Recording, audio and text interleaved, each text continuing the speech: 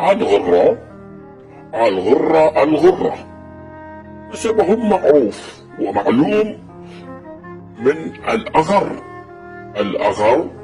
ابن معاوية ابن كعب ابن الخزرج. وهذا الأغر يلتقي مع جد السواعد ساعدة، وهما من جد واحد، وكلاهما يرجعون إلى الخزرج.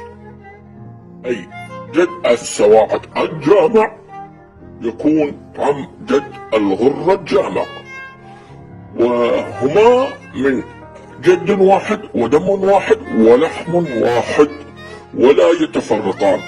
والدليل يوجد الأغر في الدول العربية، وتوجد بني ساعد السواعد في الدول العربية في مصر وأفريقيا وغيرها، ويوجد في العراق وبالذات الجنوب يوجد الغرة والسواعد متمسكين بتاريخهم.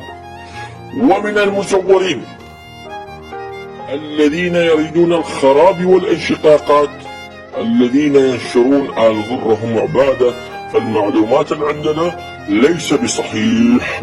ويوجد هذا الكلام في كتاب سبائك الذهب، تجد الأغر وتوجد ساعدة، كلاهما من جد واحد من الخزرج. فألف تحية إلى الغرة وهم والسواعد من جد واحد. وعليكم إخواننا أن لا تستمعون إلى النسابة الذين هم يزورون التاريخ ويريدون يشقون العشائر من البعثية القدماء، وما زال سمومهم في قبيلتنا.